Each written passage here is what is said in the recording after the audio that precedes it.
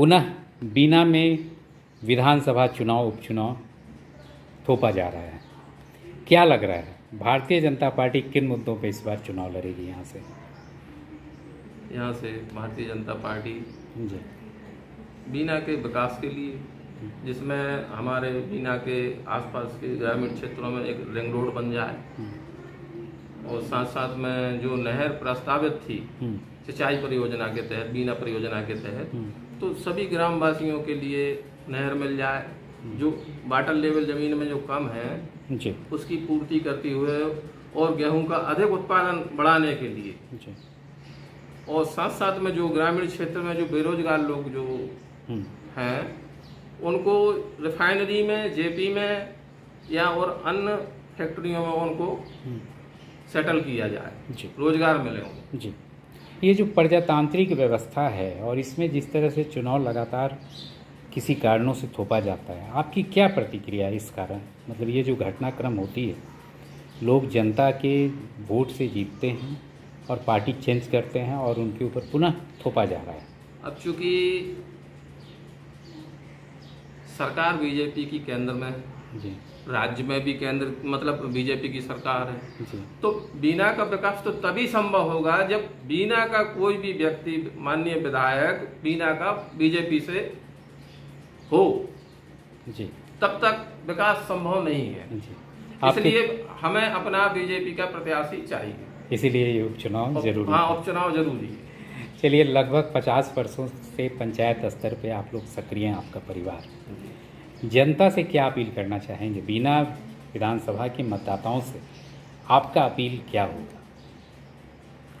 बीना की जनता से अपील यही है कि ग्रामीण क्षेत्र में जो भी राशि शासन से आ रही उसका सही तरीके से विकास हो। सबसे पहले स्वच्छता पर ध्यान दिया जाए। जो शौचालय नहीं थे, जो माननीय मतलब नरेंद्र मोदी जी ने, प्रधानमंत्री जी ने सबसे पहले फोकस किया है स्वच्छता की ओर, कि मतलब लोटा लेके निकलते थे, जो शौचालय की व्यवस्था की है और साफ सफाई पे और नाली पे विशेष ध्यान दिया है। जी, हर गांव में व्यवस्था होना चाहिए। जो भी राशि शासन की आ रही है, ये काम तो होना ही होना चाहिए कि गंदगी ना रहे। विकास तो ऐसा है कि पर होता ही रहेगा। ये निरंतर प्रक्रिया है। हाँ, वो एक परिचय आपका? जी, आपका परिचय? मेरा नाम गोविंद सिंह ठाकुर, एडवोकेट जी, और यहाँ से सरपंच हूँ मैं अभी।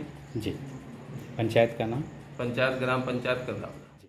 हाँ, बता रहे थे कि रोजगार एक महत्वपूर्ण मुद्दा है रोजगार। और दूसरा, कहीं ना कहीं उपचुनाव में मैं मानता हूँ कि ये जो उपचुनाव होगा इसमें मैं मानता हूँ बीना के लिए बहुत बड़े रूप से बड़ी सौगातें मिलने वाली हैं।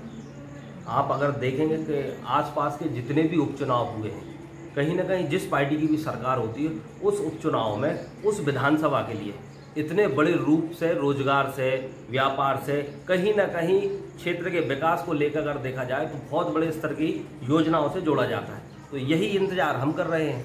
युवा समर्पित कार्यकर्ता के रूप में एक प्रश्न आता है कि पिछला चुनाव 2023 में भाजपा हार गई थी जी। भाजपा के अधिकारी पदाधिकारी के लिए आपका कोई संदेश?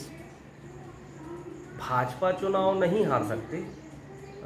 ये मान के चलते हैं कि यहाँ प्रत्याशी का चुनाव हुआ, भाजपा चुनाव नहीं हारी, यहाँ प्रत्याशी हारा है।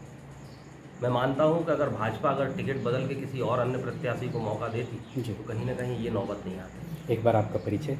मैं संजय सिंह ठाकुर हूँ, भाजपा कार्यकर्ता हूँ, बहुत लंबे समय से राजनीति कर रहा हूँ बीना विधानसभा। धन्यवाद।